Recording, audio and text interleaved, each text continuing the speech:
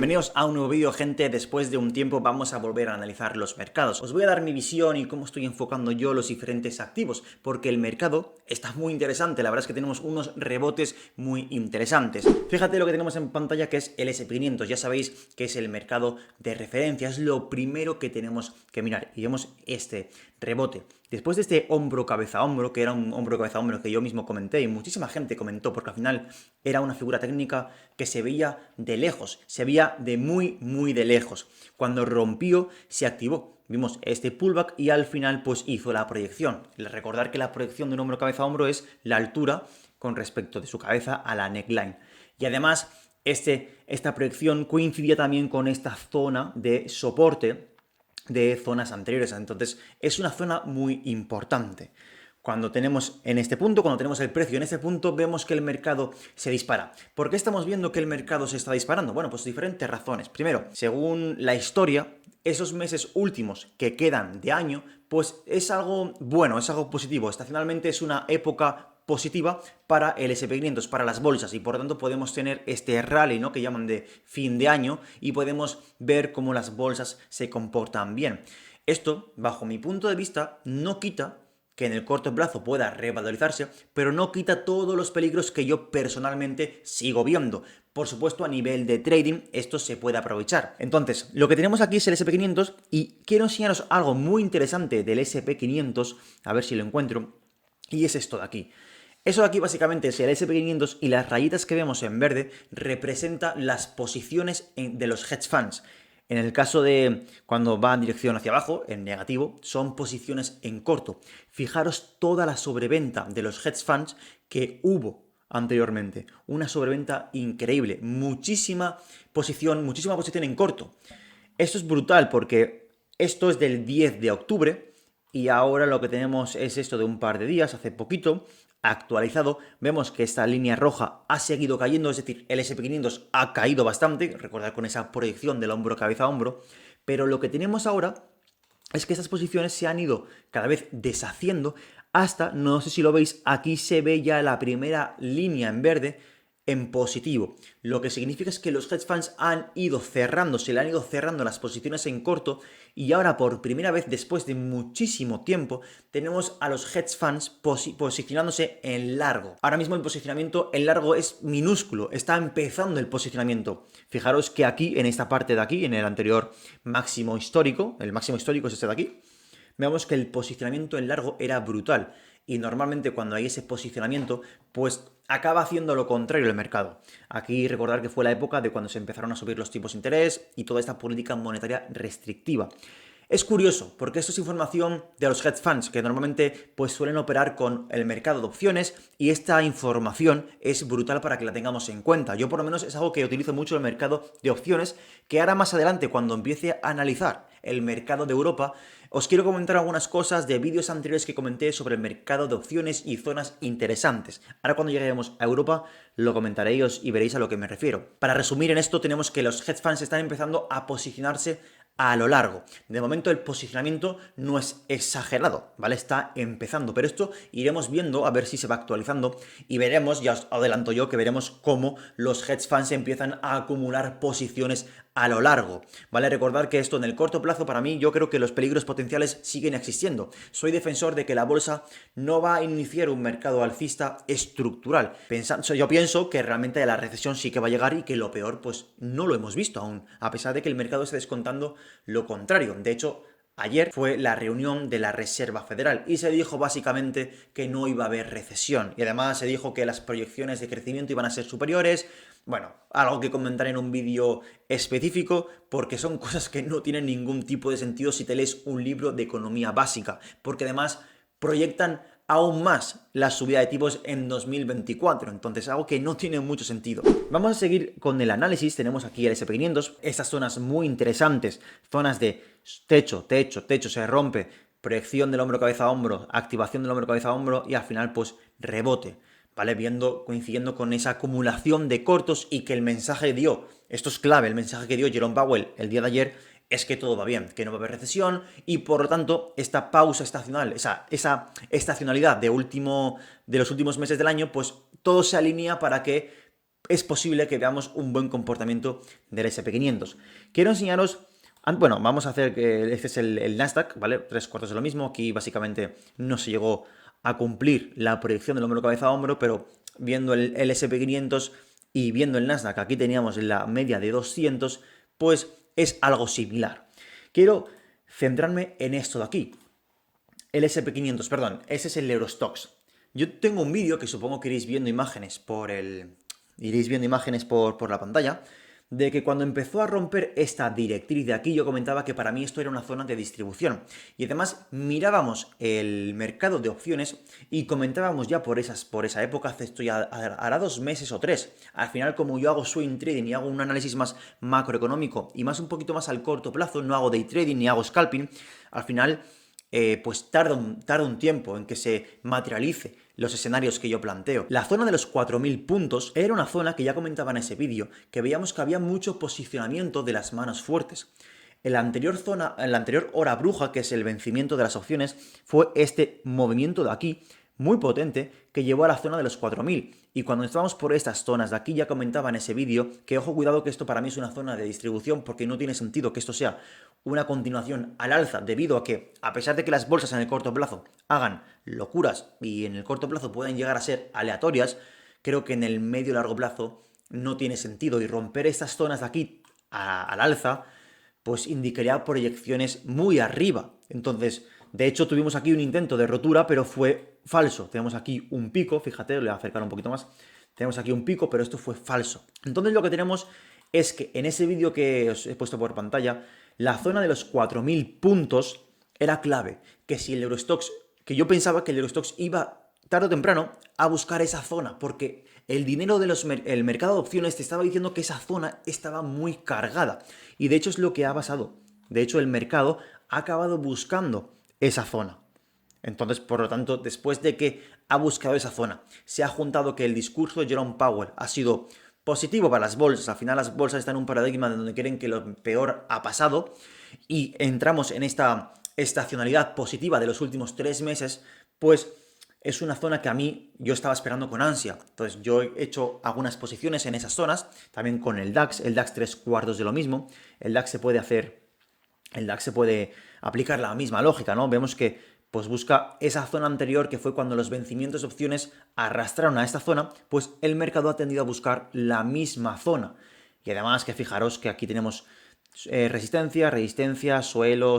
Es una zona donde el precio tiene que hacer una lucha. Entonces se alinean ciertos parámetros que a mí me indican que es una zona asequible, es una zona donde vale la pena posicionarte. Es decir, es una zona donde nadie te asegura, ni viendo el mercado de opciones, ni viendo que, aunque tú veas en el mercado de opciones que es una zona donde hay interés, eso tampoco te asegura que el mercado vaya a hacer lo que tú creas. Al final no se trata de adivinar, al final se trata de, cuando te equivocas, pues pierdes menos que cuando aciertas. Al final no hay nada que te diga que esto se va a hacer 100% y este movimiento va a ser 100% verídico y fiable. No hay nada que te diga eso. Entonces, esto es algo que yo quería comentar porque me parece muy interesante. Después de un tiempo, al final el mercado ha ido a buscar esas zonas. Y no es una zona aleatoria, y ni siquiera es una zona del mínimo anterior, ¿no? Podemos decir, claro, es la zona del mínimo anterior y todo esto que te he comentado de que es una zona, pues, donde el precio pues, se encuentra con resistencias. Aparte de eso, es que el mercado de opciones nos decía que había un grandísimo posicionamiento en esas zonas. Entonces, con más peso había que esperar estas zonas. Y una vez pasa eso, pues evidentemente luego el mercado rebota. Además, si ves los índices de volatilidad, que os lo voy a enseñar ahora, tú ves el VSTOXX, fíjate que se elevó, es decir, tuvo una revalorización el VSTOXX. Tuvo todo ese tramo de aquí, fue miedo. Es como el VIX, pero aplicado al Eurostoxx. Ahora vemos que está bajando. El institucional, el operador profesional, no vende cuando el VIX o cuando el Eurostoxx o cuando el indicador de volatilidad aumenta, no suele vender, todo lo contrario. Compra, porque las primas de las opciones, los strikes, los precios de las opciones disminuyen. Entonces, eso es algo que tenéis que tener en cuenta. Cuando los índices de volatilidad, igual que el VIX, es un índice de volatilidad, fijaros esa subida que tuvo, que fue el causante de esa caída del SP500 por la proyección del hombro cabeza a hombro, el VIX sube. Entonces, cuando el VIX sube, hay pánico. Y normalmente la gente ahí es cuando vende. Pero es que Hay que hacerlo al revés. Cuando el VIX ves que está subiendo, no te unas, espérate a que llegue a zonas más bajas. Ahora mismo que está cayendo representa que hay menos miedo y el mercado empieza a subir. Y ahora es cuando la gente va a empezar a comprar. Pero tenía que haber sido antes. ¿Vale? Esto tenéis que tenerlo en cuenta. El institucional no entra cuando el VIX aumenta. Tenemos que las bolsas, que los activos de riesgo, están aumentando de precio.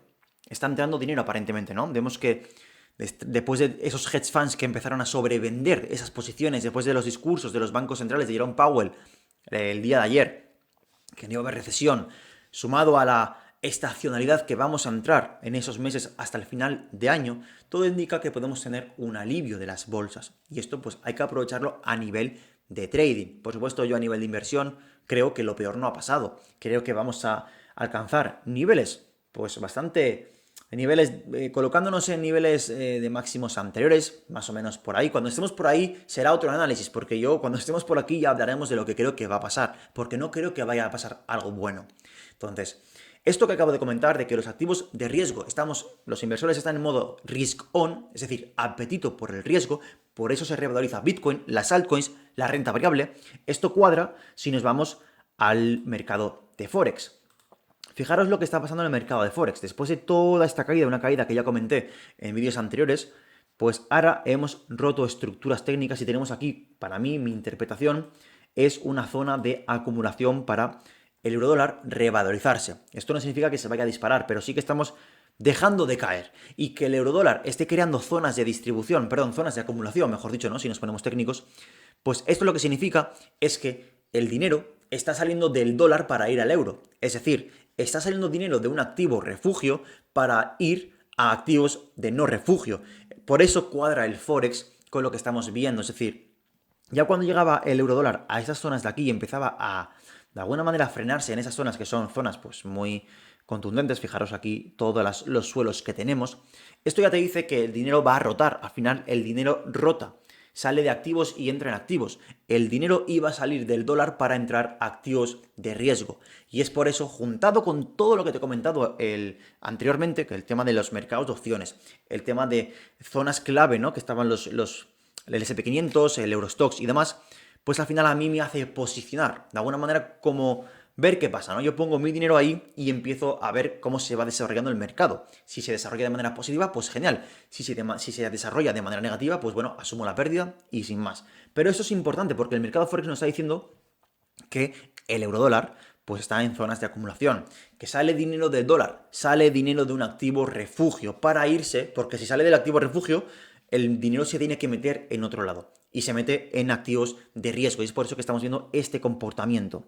Fijaros que el dólar, aquí pues no es lo mismo, el dólar franco suizo, que es inverso al eurodólar, pues tiene una tendencia, tal vez aquí unas resistencias, que yo creo que esto pues podría dar, por lo menos en el corto plazo, un recorrido a la baja.